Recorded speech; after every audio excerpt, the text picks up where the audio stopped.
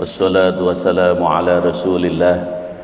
Asyhadu an la ilaha illallah wa asyhadu anna Muhammadan abduhu wa rasuluhu la nabiyya ba'dah. Allahumma salli ala Sayyidina Muhammad abdika wa nabiyyika wa rasulika nabiyil ummiyyi wa ala alihi wa sahbihi wa sallim tasliman biqadri 'azamati dzatika fi kulli waqtin wa hin, amma ba'd. Ma'asyiral muslimin, jamaah salat subuh yang dirahmati Allah. Puji syukur marilah kita panjatkan kehadirat Allah Subhanahu wa taala atas limpahan rahmat dan karunia-Nya, sehingga hari ini kita masih diberikan kesempatan, diberikan kesehatan, dan kita tetap dalam keadaan iman dan Islam. Mudah-mudahan amal ibadah kita diterima oleh Allah Subhanahu wa taala. Salawat dan salam marilah kita sampaikan kepada junjungan Nabi kita Muhammad sallallahu alaihi wasallam serta keluarganya, para sahabatnya, dan kepada para umatnya. Ma'asyiral muslimin rahimallah. Hari ini kita akan melanjutkan kajian kita dalam memantapkan keimanan kita kepada Allah Subhanahu wa taala dengan pendekatan Asmaul Husna, dengan kita mengenal kepada Allah. Asyraful ulum ma'rifatullah, ilmu yang akan memuliakan dirimu adalah ilmu engkau mengenal kepada Allah. Dengan mengenal Allah maka kita akan bisa memposisikan diri kita di hadapannya. Dengan kita mengenal Allah maka kehidupan kita, suasana batin kita ini akan lebih nyaman, karena ternyata begitu sayangnya Allah kepada kita dan begitu perhatiannya Allah kepada kita, sehingga kita akan menjalani hidup ini dalam keadaan apapun juga kita akan bisa merasa nyaman bahwa ada Allah di balik segala sesuatu yang kita alami. Ada Allah di balik segala sesuatu yang terjadi. Ada Allah di balik segala apapun dalam kehidupan ini. Itulah sehingga mantapnya keimanan akan menghantarkan kita terus akan meningkat, dan sehingga kita sampai pada tingkat ma'rifatullah, mengenal betul kepada Allah Subhanahu wa taala. Bukan hanya sekedar kita sebut, tapi kita fahami tentang keagungan dan kebesaran Allah. Bukan hanya kita ucapkan, tapi kita bisa rasakan betapa kehadiran Allah Subhanahu wa taala di dalam kehidupan ini. Hari ini kita masih melanjutkan tentang Al-Aziz Jalla Jalaluh. Dialah Allah Subhanahu wa taala yang maha perkasa, Allah yang maha kuat, yang tidak terkalahkan oleh siapapun, tidak bisa ditaklukkan oleh siapapun. Karena itu kita merasa bangga bahwa kita punya Allah, punya Tuhan itu begitu dahsyatnya, begitu agungnya, begitu istimewanya. Karena itu ma'asyiral muslimin rahimakumullah, sehingga kita menyerahkan sepenuhnya dengan kesadaran kita, raditu billahi robba, aku ridho bertuhan kepadamu ya Allah, karena engkau yang maha aziz, yang maha agung, yang maha perkasa, yang tidak terkalahkan oleh siapapun. Nah, inilah yang membuat kita dalam keadaan apapun juga kita akan merasa nyaman dengan kita mengenal Al-Aziz. Pada episode yang pertama kemarin, Al-Aziz, kita membahas tentang bagaimana Allah Subhanahu wa taala mengkhabarkan tentang tipu daya setan yang begitu yang begitu dahsyatnya, Sehingga kita harus waspada dalam keadaan apapun juga, karena dia akan bisa datang dari mana saja, bisa datang dari depan, dari belakang, dari sebelah kanan, sebelah kiri. Tapi Allah Subhanahu wa taala, fa'lamu annallaha azizun hakim. Ketahuilah oleh kamu sekalian, sesungguhnya Allah itu Al-Aziz, Allah yang maha kuat. Jadi siapapun, termasuk setan, iblis yang bisa memperdaya kepada manusia, ini kita bisa perlindungkan kepada zat yang maha kuat, yang maha agung, yang tidak terkalahkan. Hari ini kita melanjutkan tentang Al-Aziznya Allah, karena begitu banyak. Kemarin sudah kita setidaknya ada 5 ayat yang kita baca tentang menunjukkan, tentang mengkhabarkan atau menjelaskan tentang Al-Aziznya Allah. Karena di dalam Al-Quran itu Al-Aziz Allah sebutkan 99 kali.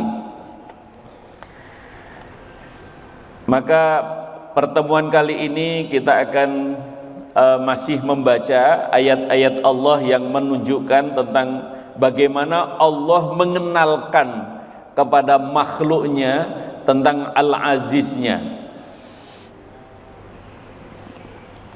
Jadi mengenal Allah dengan pendekatan Al-Quran, karena Allah sendiri yang menjelaskan tentang Al-Aziznya. A'udzubillahi minasyaitonirrajim. Bismillahirrahmanirrahim.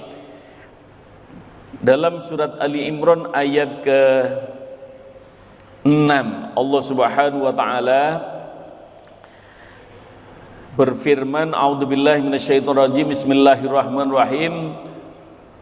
Huwallazi yusawwirukum fil arhami kaifa yasha. La ilaha illa huwal azizul hakim. Dialah Allah Subhanahu wa taala yang membentuk kamu sekalian di dalam rahim ibumu. Kaifa yasha, terserah Allah, bagaimana menurut kehendak Allah. La ilaha illa huwa, karena itu tidak ada Tuhan yang bisa melakukan hal semacam itu kecuali Dia.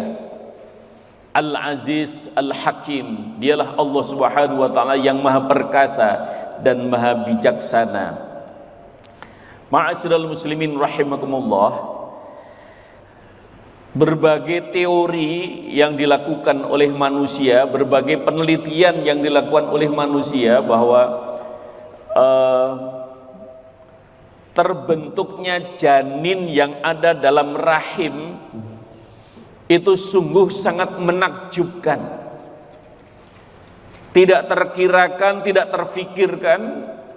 Mulai dari mudghah kemudian menjadi alaqah, mulai dari bertemunya antara sperma dan ovum kemudian menjadi gumpalan darah, kemudian berproses menjadi gumpalan daging. Setelah itu dibentuk oleh Allah Subhanahu wa taala. Maka dialah Allah Subhanahu wa taala yusawwirukum fil arham, yang membentuk manusia berada di dalam rahim seorang ibu.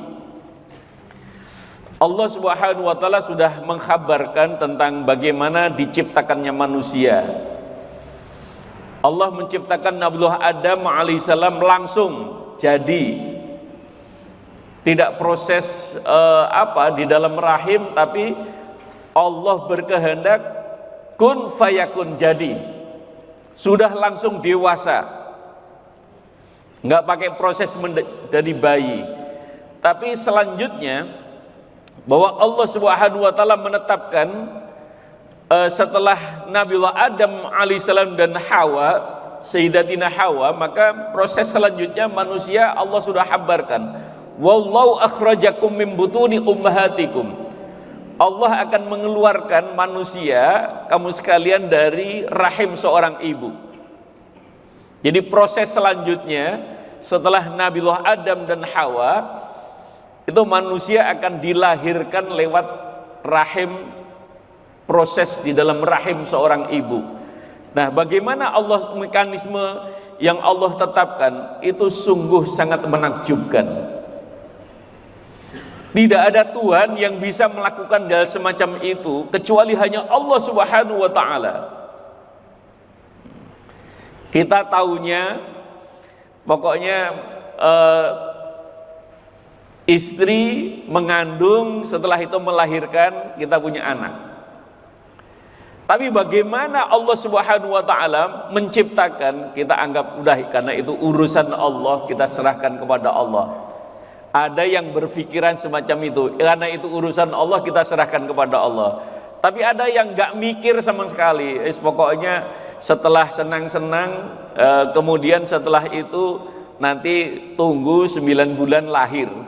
Udah begitu saja. Padahal Allah Subhanahu wa taala ingin menunjukkan bagaimana proses kelahiran manusia, bahkan mulai dari Allah habarkan membentuk manusia, apakah ini menjadi laki-laki atau perempuan, itu adalah sungguh mutlak urusan Allah Subhanahu wa taala. Berbagai ilmu dalam kedokteran itu katanya, oh dengan cara gini nanti akan lahir laki-laki, cara ini dengan nanti lahir perempuan. Itu kalau belum membaca ayat ini pasti akan percaya dengan teori-teori semacam itu. Ingat bahwa soal akan menjadi laki-laki atau perempuan, bayi yang ada dalam kandungan itu kaifa yasha, itu urusan Allah, suka-sukanya Allah. Kalau Allah memang menghendaki untuk laki-laki, ya nanti akan lahir laki-laki. Kalau memang akan menjadi perempuan, ya perempuan. Karena bukan hanya soal jenis kelaminnya saja, konstruksi dalam tubuh seorang manusia yang nanti akan dilahirkan, laki-laki dan perempuan itu akan sangat berbeda. Jadi bukan hanya soal jenis kelaminnya saja, tapi betul-betul Allah sudah mempersiapkan. Kalau nanti akan lahir menjadi perempuan, itu sudah disiapkan nanti dengan rahimnya, dengan segala konstruksi dalam tubuhnya, sudah disiapkan oleh Allah Subhanahu wa taala. Jadi tidak sesederhana yang kita pikirkan. Oleh karena itu, itulah Allah Subhanahu wa taala menjelaskan tentang proses dijadikannya manusia, apakah ini laki-laki atau perempuan, itu adalah Allah ingin tunjukkan, itu al-aziznya Allah, itu keperkasaan Allah, dan itu keistimewaan, keagungan dan kebesaran Allah bisa membuat semacam itu. Jadi kalau kita berpikir jauh gitu mendalam, iya ya, kan bukan hanya tiba-tiba pokoknya jenis kelaminnya keluar, oh laki-laki, oh perempuan, enggak gitu. Tapi ini menyangkut tentang konstruksi tubuh bagi dalam diri manusia itu sendiri. Maka Allah menunjukkan ini al-aziznya Allah. Maka subhanallah, maha suci Allah dan menciptakan manusia itu ternyata ya begitu ya rumit sebenarnya. Tapi karena itu urusan Allah, untung kita ini orang-orang yang beriman, dah kita serahkan saja kepada Allah. Yang gak sabaran itu, begitu hamil sebulan, 2 bulan terus di USG, pengen tahu kayak apa ya, laki-laki atau perempuan ya, laki-laki perempuan yang dilihat cuman, jadi maaf alat vitalnya saja. Padahal Allah menciptakan, mengkonstruksi yusawwirukum fil arham itu tidak sesederhana itu. Karena itu maka mengenal al-aziznya Allah termasuk bagaimana dijadikannya laki-laki dan atau perempuan di dalam rahim seorang ibu. Bukan hanya dibentuk begitu saja, bahkan Allah Subhanahu wa taala setelah dibentuk, maka di dalam surat As-Sajdah itu Allah juga habarkan, "Tsumma sawwahu wa nafakha fihi min ruhihi wa ja'ala lakumus sam'a wal absara wal afidah qalilan ma tashkurun. Nah, begitu sudah dibentuk oleh Allah Subhanahu wa taala yang dijelaskan di dalam surat Ali Imran ayat yang ke-6, yang Allah tunjukkan nih, Allah itu Al-Aziz. Itu Allah juga menjelaskan begitu dibentuk, maka Allah kemudian Allah menyempurnakan bentuk-bentuknya ini, mulai dari konstruksi rohaniyah dan juga jasmaniyahnya. Maka Allah Subhanahu wa taala begitu sudah terbentuk dan sudah disempurnakan bentuknya, Allah wa nafakha fihi min ruhi, Allah tiupkan ruh sehingga menjadi hidup janin yang ada dalam rahim seorang ibu itu. Nah, setelah hidup Allah juga jadikan yang tadi sudah dibentuk oleh Allah, ada kepalanya, ada badannya, ada tangan, ada kakinya, kemudian jenis kelaminnya, kemudian wa ja'ala lakumus sam'a wal absar wal afidah. Maka Allah jadikan dalam diri itu pendengaran, penglihatan dan akal. Jadi disematkan oleh Allah Subhanahu wa taala, begitu sudah ditiupkan ruh, wa nufi'a fir ruh, ditiupkannya ruh ke dalam janin. Nah, itu mulai dari 3 hal komponen yang penting dalam kehidupan manusia: as-sam'a, absar, al-afidah, pendengaran, penglihatan dan akal. Nah, Allah Subhanahu wa taala mengingatkan qalilan ma tashkurun, sedikit sekali orang yang bersyukur, padahal sudah diberikan luar biasa. Kita belum apa-apa, Allah sudah kasih. Kita belum berbuat apa-apa, Allah sudah lengkapkan segala sarana dalam anggota tubuh kita. Enggak pernah kita minta, ya Allah nanti kasih hidung ini, ya Allah kasih ini, enggak. Allah sudah berikan. Dan ini sebuah proses yang sangat menakjubkan, menjadi manusia yang seperti yang ada di hadapan bapak-bapak, ibu-ibu sekalian.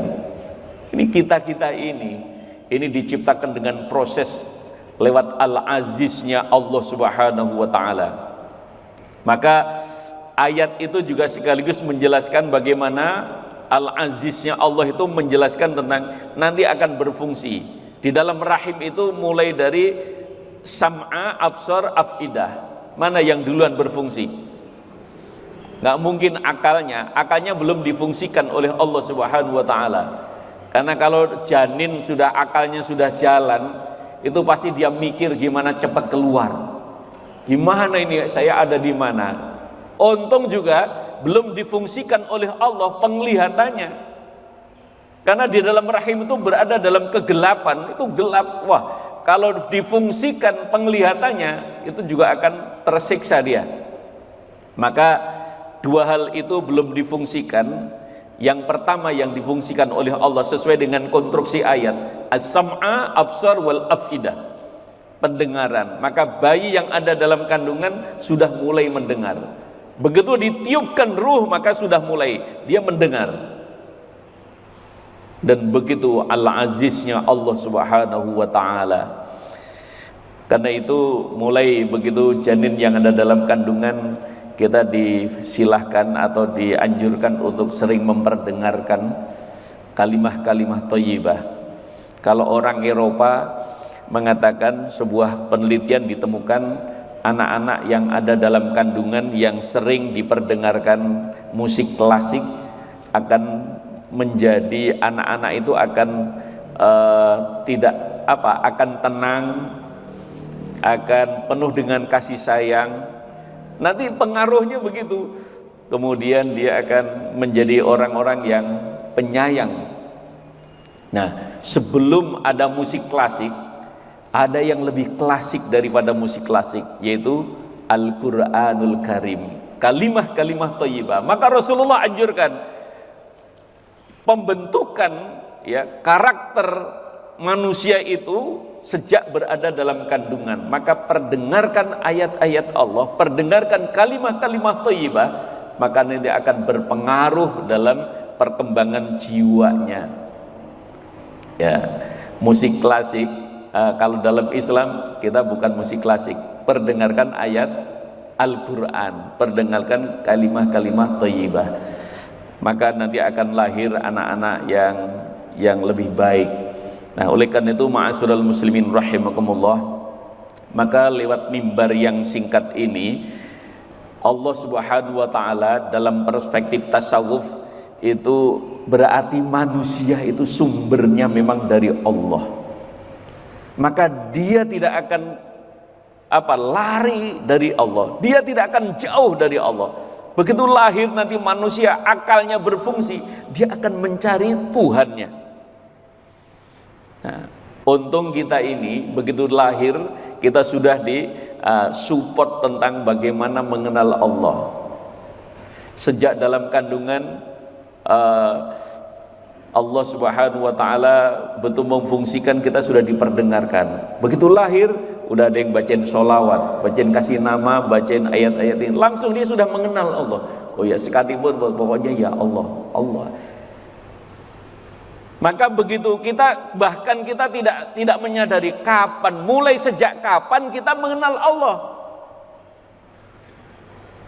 Sejak kapan kita tahu tentang keagungan Allah? Sejak kapan kita mengenal tentang Tuhan itu Allah? Itu nyaris kita tidak pernah mendeteksi tentang hal itu. Karena apa? Karena begitu sayangnya orang tua kita, terus pokoknya dikumandangkan ayat-ayat Allah, dikumandangkan kalimat-kalimat thayyibah, lahir dibacakan sholawat, asyrokolan, qiyam, ya, dan lain sebagainya, mahalul qiyam, terus itu sudah mengenal betul itu. Sekalipun ada yang nggak mau, ngapain tuh bacain mahalul qiyam segala macam, tapi yang mengenal betul tentang bagaimana menanamkan, membiasakan anak-anak sudah menyambungkan wa nufikha mir ruhi, bagaimana Allah meniupkan ruhnya, ya. Jadi sumbernya dari Allah, maka dia pasti akan, kalau dia tidak dikenal dengan Allah, akan gelisah. Kenapa? Ada sesuatu yang putus. Tapi kalau terus dijaga terus, maka kelangsungan ma'rifatullahnya itu akan terus nyambung, sambung, menyambung, semakin banyak itu disebutkan asma Allah, itu akan, kita ini akan terus masya Allah. Maka wala dzikrullahi akbar, terus sebutkan asma Allah, karena itu akan dahsyat sekali. Maka manusia ketika tidak mengenal Tuhannya akan gelisah, sehebat apapun, ya. Pokoknya sehebat apapun manusia, nggak kenal Allah pasti akan gelisah, akan mencari Tuhan. Orang Tuhan nggak pernah hilang, tapi dicari. Yang hilang adalah Dia. Oleh karena itu, kenapa kita fungsinya apa? Terus dikumandangkan kalimat thayyibah, dikumandangkan ayat-ayat Al-Quran ini terus untuk menjaga kelangsungan pengenalan ma'rifatullahnya. Setelah nanti berfungsinya akal, maka akal akan berpikir, oh iya, ini tentang keagungan dan kebesaran Allah, melihat ayat-ayatnya, ayat-ayat kauniyah yang menakjubkan, ayat-ayat alam. Ada mengenal tentang ayat Qur'aniyah dan ayat kauniyah. Disitulah maka Bapak Ibu sekalian, jadi secara keilmuan kemudian disempurnakan. Secara akidah dipelajari, ilmunya namanya ilmu tauhid. Terus dipelajari tentang keesaan, keagungan dan kebesaran Allah dengan segala sifat wajibnya dan semuanya, terus sifat 20-nya. Terus setelah itu, setelah dia semakin akil balik, terus tambah dewasa, mengenal lagi bagaimana supaya kita bisa menghambakan kepada Allah, sudah mengenal Allah dengan segala keagungan, maka terus ditambah gimana caranya ibadahnya. Maka mengenal ilmu ibadah, ilmu syariah itu ilmu ibadah. Ilmunya namanya ilmu fikih. Dari ilmu akidah, ilmu tauhid, ilmu fikih. Dan yang ketiga, bagaimana supaya seseorang itu bersikap baik. Ini mengenal Allah, mulai dari ibadah, kemudian terus untuk bisa ibadah saja sudah harus dengan ilmu fikih. Nah, orang tidak hanya berhenti ibadah, akan meningkat menjadi ubudiyah. Nah, ini ada ilmunya, namanya ilmu tasawuf. Bagaimana seorang bisa ubudiyah? Tadinya hanya ibadah, melaksanakan segala perintah Allah, meninggalkan larangan Allah. Nah, ubudiyah adalah bagaimana seseorang melaksanakan penghambaan kepada Allah dengan sepenuh hati. Iya. Makanya terus setelah itu meningkat dari ibadah, ubudiyah, kemudian abudah. Bahwa dirinya di hadapan Allah, ya Allah, begitu cintanya kepada Allah, membangun rasa mahabbah kepada Allah Subhanahu wa taala. Jadi ibadah itu bukan hanya formalitas, tetapi mulai dari jiwa, raga ini dihadapkan kepada Allah. Maka sholat itu sudah harus menghadapkan, bukan hanya kita menghadapkan jasad kita. Setelah Allahu Akbar, Engkau yang maha besar ya Allah. Inni wajjahtu wajhiya lilladzi fatara samawati wal ard.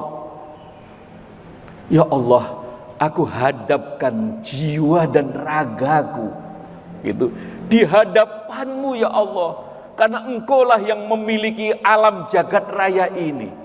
Coba orang sholat dengan penuh kesadaran yang semacam itu, aku hadapkan jiwa dan ragaku. Ini kalau enggak ilmu yang ketiga, ini akan sulit. Bagaimana orang bisa abudah, bagaimana ubudiyah? Ibadah iya, secara formalitas ibadahnya sudah bagus, tapi kering. Kenapa ya? Kok saya sholat itu masih gini-gini aja, belum berpengaruh apa-apa. Saya sholat dari dulu, dari kecil itu udah sholat, tapi kayaknya rasanya kering gitu. Hanya begitu-begitu saja. Nah, belum sampai pada sholat yang bagaimana pengalaman para salafus sholihin. Sayyidina Ali karma wajah, ketika terkena panah di tangannya, beliau mengatakan, tolong nanti dicabut pada saat saya sholat. Nggak terbayang kenapa pada saat sholat, karena pada saat sholat beliau itu sudah hanya hati, sepenuh hati, jiwa dan raganya menghadap kepada Allah, itu nggak peduli yang lain, sehingga kalaupun dicabut itu nggak merasakan. Kok bisa sampai semacam itu? Itu di ilmu ilmu tauhid, ilmu fikihnya nggak ada, adanya di dalam ilmu tasawuf. Karena itu ma'asyiral muslimin rahimakumullah. Jadi al-aziznya Allah, bagaimana kita akan dihubungkan kepada Allah kembali. Manusia nggak akan jauh dari Allah. Maka Allah nyatakan, ya Muhammad, wa idza sa'alaka 'ibadi 'anni fa inni qarib ujibu da'watad da'i idza da'ani falyastajibu li wal yu'minu bi la'allahum yarshudun. Ya Muhammad, kalau ada yang bertanya kepadamu tentang aku, katakan fa inni qarib, aku sangat dekat. Kenapa manusia kok merasa jauh dengan Allah, malah merasa nggak dilihat oleh Allah, merasa dia sendiri melakukan apa saja? Ini kenapa ini? Ya, dia terhijab oleh dirinya sendiri.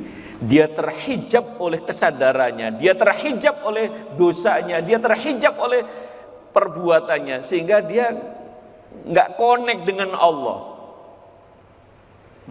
Coba, mestinya kan seorang mukmin, seorang muslim begitu sudah mengenal Allah, yakin kepada Allah, kan dia akan hati-hati dimanapun.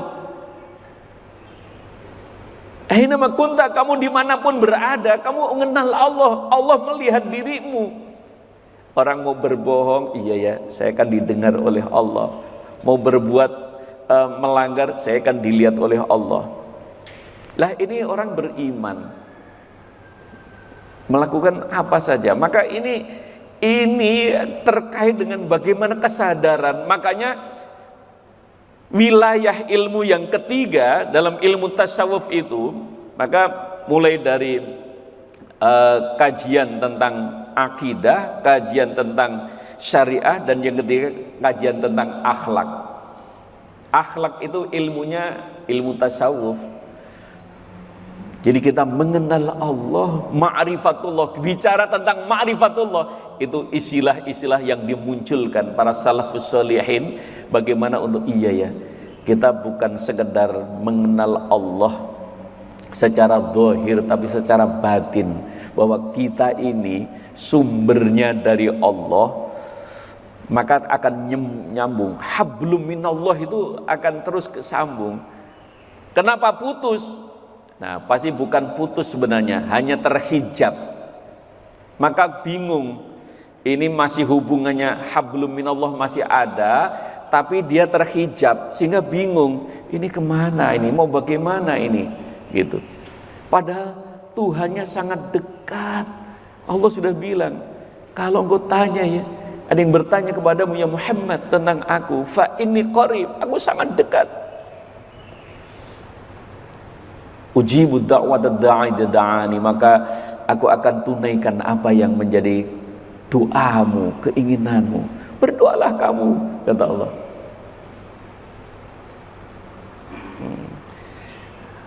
Karena itu ma'asyiral muslimin rahimakumullah, maka dalam perjalanan manusia itu kan segala macam, segala rupa tindakan ini ternyata iya ya, berarti memang akhlakku kepada Allah itu yang kurang baik ini, sehingga akhirnya dia terhijab oleh perbuatannya. Dan misi Rasulullah apa yang utama?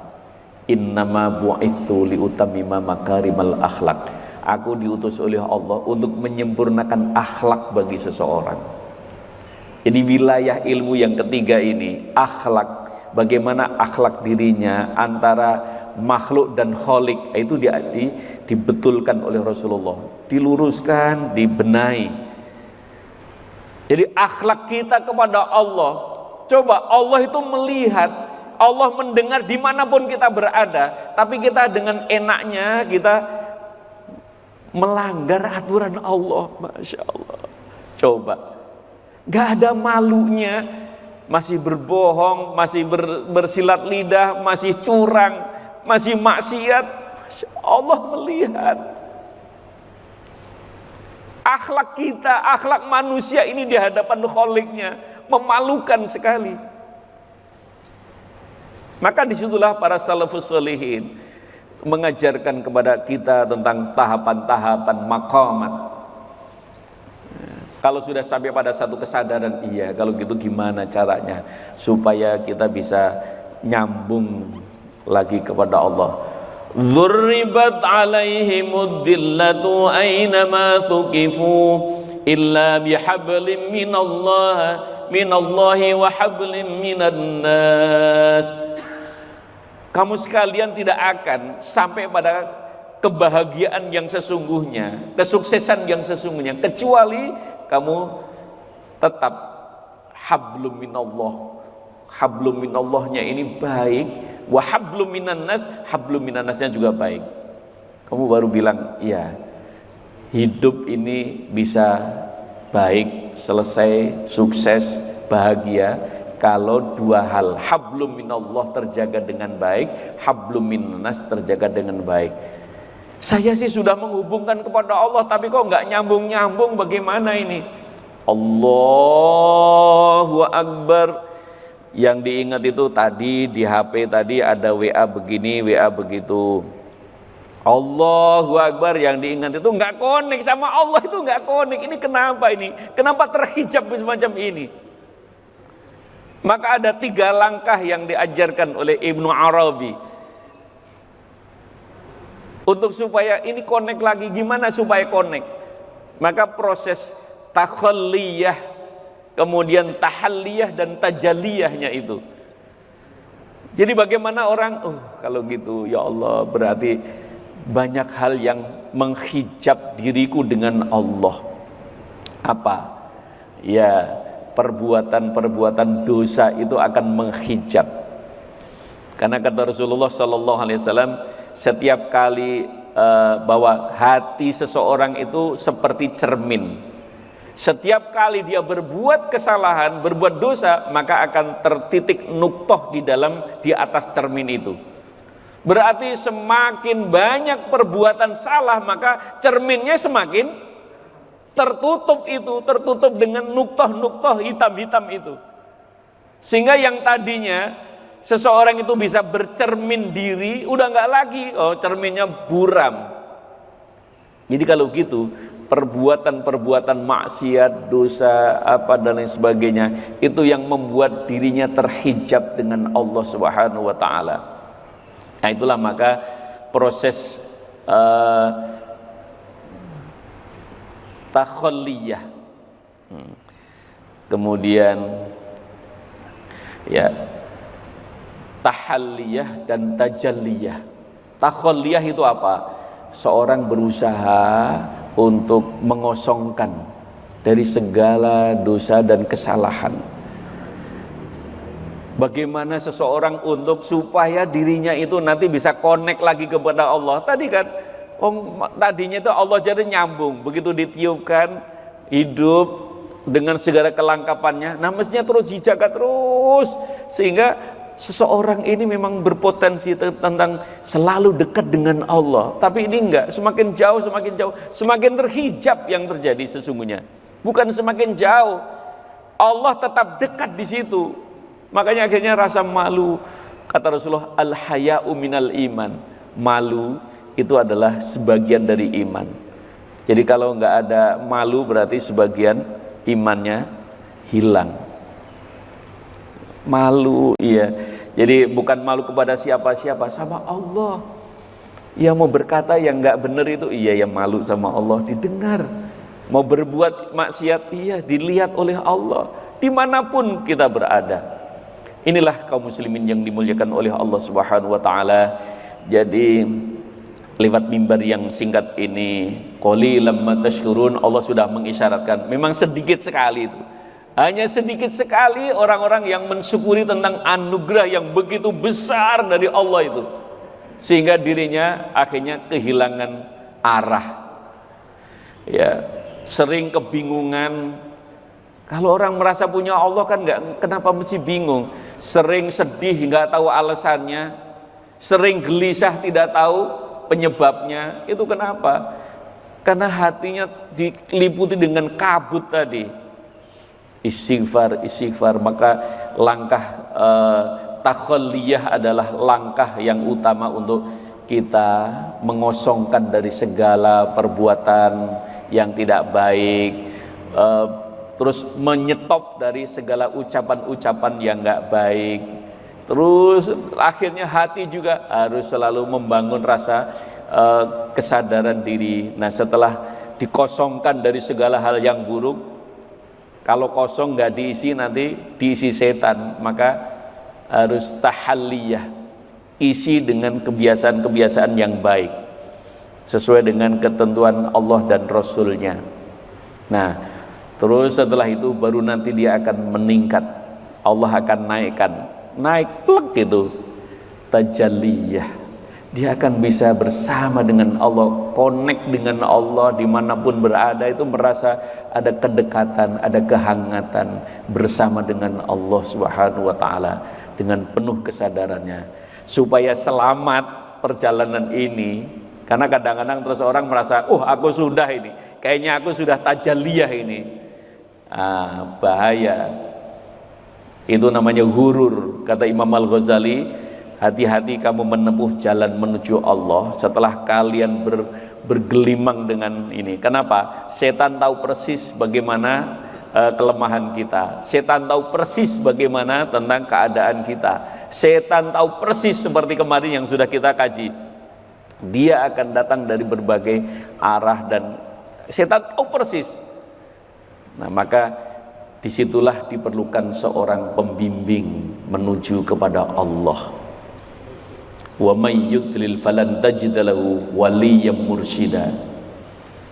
Kamu sekalian masih berpotensi untuk menyimpang, untuk membelok, untuk apa? Salah arah. Kecuali kamu sudah ketemu dengan wali yang mursyida, seorang pembimbing, kekasih Allah yang membimbing jalan menuju kepada Allah. Disitulah maka diperlukan satu tahap lagi, ketemu dengan seorang mursyid. Mudah-mudahan lewat mimbar yang singkat ini menghantarkan kepada kita mengenal kepada Allah Al-Aziz. Kemudian karena kalau sudah kita bicara tentang ma'rifatullah, ini sebenarnya kita sudah bicara bagaimana kita untuk kita bisa setelah mengenal kita mendekat. Setelah itu ya Allah, hanya Engkau saja ya Allah, yang lain enggak, hanya kepadamu saja ya Allah. Maka akhirnya tema besar yang sering saya sampaikan, bahwa kehidupan ini harus punya kesadaran minallah ilallah dan ma'allah. Mudah-mudahan bermanfaat. Sebelum ditutup, kalau ada pertanyaan atau tanggapan dipersilahkan. Mari Pak Yanis.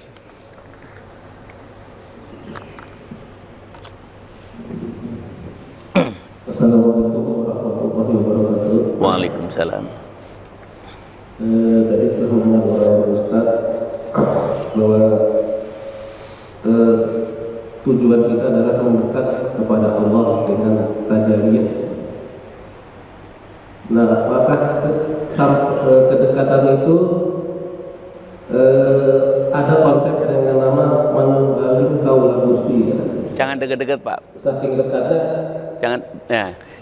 Jangan terlalu dekat Pak. Nanti. Ya. Jadi manusia menyatu dengan Allah karena sudah saking dekatnya Ustaz. Jadi itu gimana Ustaz penjelasannya Ustaz dengan teori itu Ustaz? Iya. Karena itu seseorang harus hati-hati menuju kepada Allah. Karena ketika hal ini dilakukan oleh Imam Al-Ghazali, tetap ngikutin proses dan harus ada pembimbingnya, ada gate-nya. Kalau enggak itu bisa berbahaya. Maka harus ketemu dengan orang menempuh jalan ini harus dengan pembimbing. Takhalliyah harus selesai sebelum sampai pada puncak tajalliyah. Tahalliyah harus juga selesai sebelum menginjak kepada tajalliyah. Sampai pada tajalliyah itu juga karena Allah yang meletakkan, bukan diri kita. Ketika Imam Al-Ghazali dalam zikirnya kemudian datang, hei Al-Ghazali, kamu kan sedang menuju kepada aku, kamu ingin dekat kepadaku, aku di hadapanmu. Dan apa yang terjadi? Kata Imam Al-Ghazali, ini kamu pasti syaitan. Maka semua yang ada di sekitarnya dilemparkan. Nah, inilah yang disebut oleh Imam Al-Ghazali, para penepuh jalan menuju Allah itu seringkali ghurur, dihinggapi ghurur. Ghurur itu ketertipuan. Coba kalau kita langsung begitu wah aku Tuhanmu, sudah di hadapanmu. Weh Tuhan, benar kamu ya, di hadapanku. Maka kata Imam Al-Ghazali, apa yang ada di sekitarnya dilemparkan kepada suara itu. Enggak mungkin. Kenapa? Itu tidak benar. Itu. Jadi Allah itu bukan semacam itu. Maka ini dianggap ini setan ini. Gitu. Nah, oleh karena itu bagaimana proses tajalliyahnya? Tajalliyah itu ya atas kehendak Allah. Maka seorang nanti sampai pada tajalliyah itu bukan karena kita yang menaikkan kelas sendiri, tapi memang memang Allah yang meletakkan dalam makom tajalliyah. Terus ada sebagian yang berfaham bahwa kalau sudah tajalliyah itu sudah sampai pada manunggaling kawulo kalian Gusti, seperti pemahaman yang disampaikan oleh Syekh Siti Jenar atau Ibnu Arabi dalam Wahdatul Wujud, menyatunya kepada Tuhan. Nah, ini harus hati-hati. Menyatu dengan Tuhan itu bukan kemudian, maka ketika seseorang ya dalam tasawuf itu ada orang yang sedang mabuk tentang Tuhan, namanya jadab. Nah, orang yang sedang mabuk dengan Tuhan, ketika dia ini begitu ketemu dengan orang-orang yang awam gini, ditanya, kamu siapa? Mana si fulan? Nah, maka saat itu para wali songo ketemu dengan Syekh Siti Jenar, siapa kamu? Saya ini Allah. Kamu siapa? Mana Siti Jenar? Nggak ada, Siti Jenar itu nggak ada. Yang ada hanya aku. Siapa kamu? Allah. Nah, ini kalau nggak hati-hati, ini bisa berbahaya gitu kan. Oleh karena itu orang nggak boleh sembarangan sampai pada dalam proses menuju kepada Allah Subhanahu wa taala. Takutnya yang semacam itu. Padahal itu orang sedang berada dalam mabuk dengan Allah, lagi jadab, itu nggak bisa jadi pedoman. Namanya juga orang yang sedang kesadaran ininya sedang blank, yang ada hanya dia Allah. Ya udah, ditanya siapa kamu? Allah. Maksudnya itu ya yang lain itu memang nggak ada, ini adalah keagungan Allah. Maka Ibnu Arabi dalam menjelaskan tentang wahdatul wujud itu, ya maksudnya itu adalah nggak ada yang lain, semuanya itu nisbi, semuanya ciptaan. Ini atas, kalau nggak ada Allah itu nggak akan terjadi. Wujudnya alam jagat raya ini adalah karena adanya Allah. Wujudnya kita ini juga karena Allah. Kalau nggak ada Allah, kita nggak akan wujud, nggak akan ada ini. Gitu.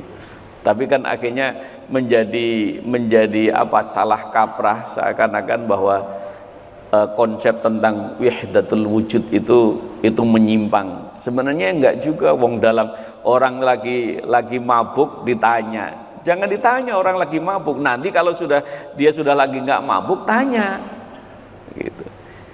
Saya Siti Jenar sedang dalam suasana dia sedang mabuk, pokoknya Allah, nggak ada yang lain. Ya Siti Jenar mana? Nggak ada dia. Karena apa? Adanya dia itu karena Allah. Itu kalau dijelaskan, dipanjangkan gitu. Adanya Siti Jenar, kalau nggak ada Allah, nggak ada Siti Jenar itu, gitu.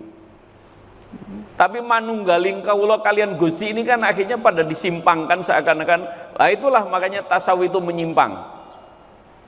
Ya, kalau tidak mempelajari secara detail, secara dalam, itu akan seringkali gagal faham. Jadi sebenarnya konsep tentang menyatunya dengan Allah, Manusia itu dari awal itu memang sumbernya sudah dari Allah. Makanya diluruskan tentang minallah ilallah ma'allah. Itu Asy'ariyah meluruskan supaya enggak terjadi fitnah, supaya terjadi salah faham. Jadi minallah, ya semuanya dari Allah. Ilallah, semuanya sedang menuju kepada Allah. Kenapa? Ya, akan kembali kepada Allah manusia. Inna lillahi wa inna ilaihi raji'un. Semuanya datang dari Allah dan semuanya akan kembali kepada Allah.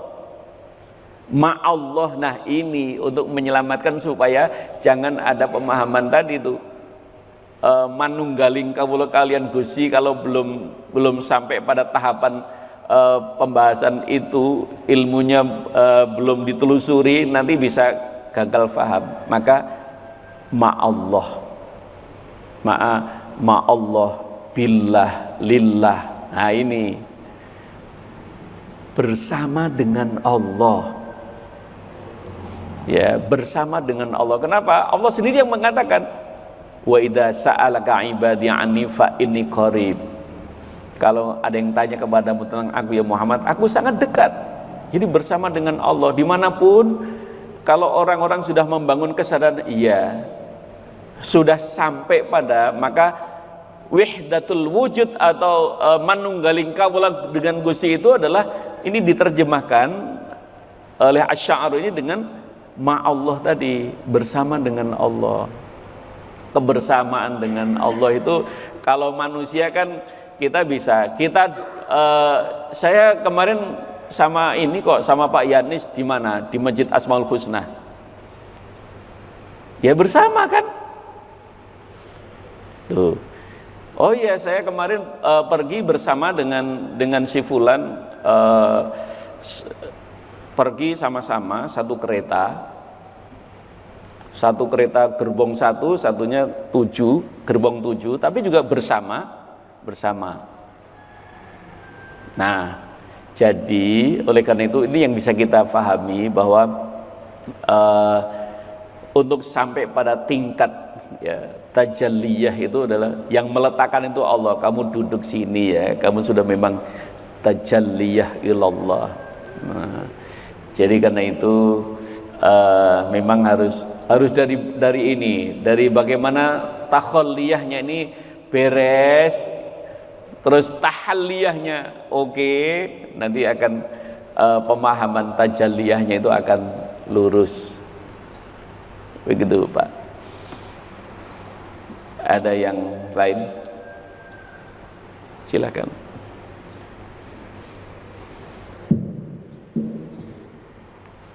Assalamualaikum warahmatullahi wabarakatuh. Waalaikumsalam.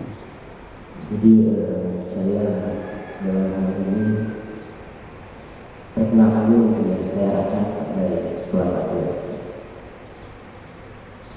dalam memahami makna Allah itu dekat. Saya menyimpulkan lebih dari apa yang disampaikan tadi, bahwa pada hakikatnya apa-apa yang kita lakukan, apa-apa yang kita ucapkan, apa yang kita sampaikan, apa yang kita tulis, apapun yang kita kerjakan dalam kehidupan ini, itu pasti diawasi oleh Allah. Allah Maha Tahu dari perkara itu. Menurut saya itu cukup sederhana. Jadi saya tidak terpikir bahwa orang-orang seperti para ahli tasawuf itu sampai terlalu jauh gitu, sehingga muncul pemahaman-pemahaman yang wahdatul wujud seolah-olah memang semua. Memang betul bahwa di dunia ini semuanya adalah ciptaan Allah. Jadi wujud dari ciptaan ini kemanapun kita melihat, bahkan ketika kita sedang belajar mempelajari sesuatu pun, itu sampai kita mendalam, ketika kita pentok tidak bisa lagi memahami apa yang kita dalami itu, ketahuilah di situ bahwa di situ ada wujud Allah, ada Allah yang berperan di situ, seperti yang dikatakan oleh Imam tadi dalam surat Al-Imran 190 tadi. Itu mungkin tanggapan saya, mungkin bisa keliru kalau nanti diteruskan. Karena kepahaman atau rasa dekatnya kita atau muraqabahnya kita terhadap Allah itu hendaknya diwujudkan dalam setiap perbuatan. Bukan hanya ketika kita sedang sholat, tapi ketika dimanapun kita berada.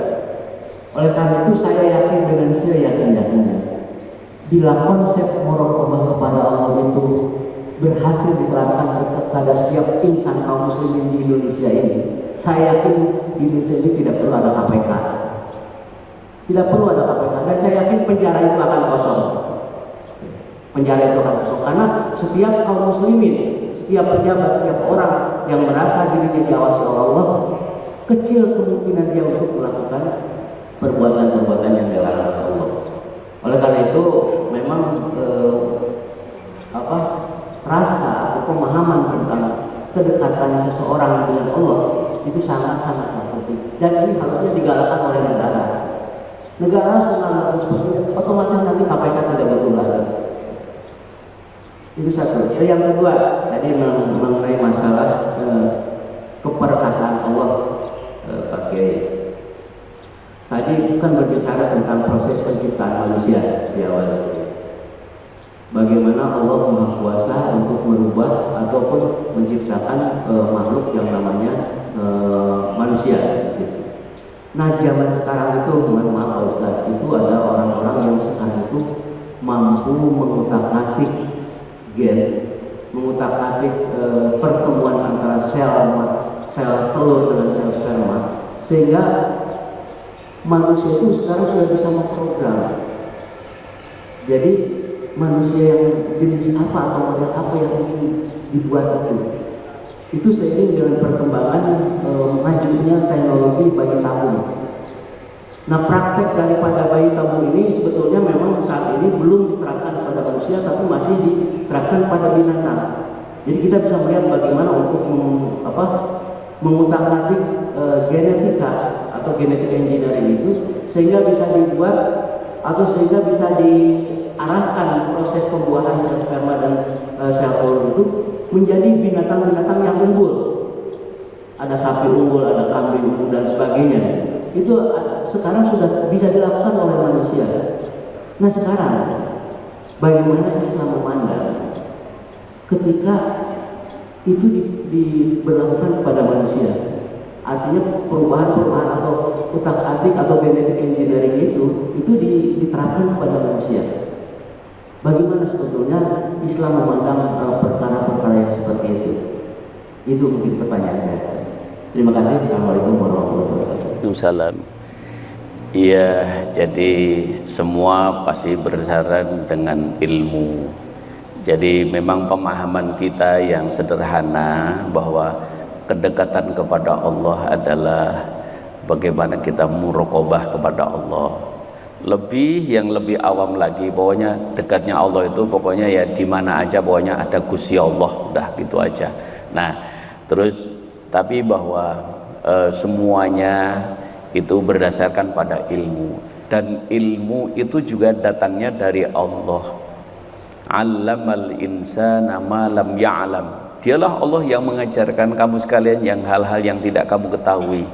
Termasuk kita bicara tentang tadi bayi tabung.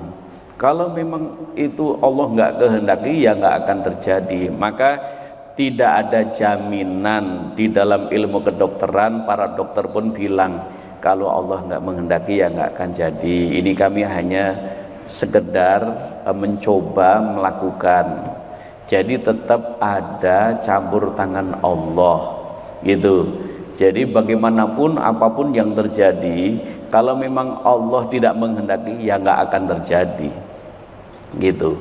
Jadi termasuk pokoknya ilmu pengetahuan memang Allah sudah mulai membuka, dan hebatnya manusia itu memang, maka Allah Subhanahu wa taala sudah mengingatkan manusia itu makhluk yang luar biasa, ciptaan Allah yang sangat istimewa.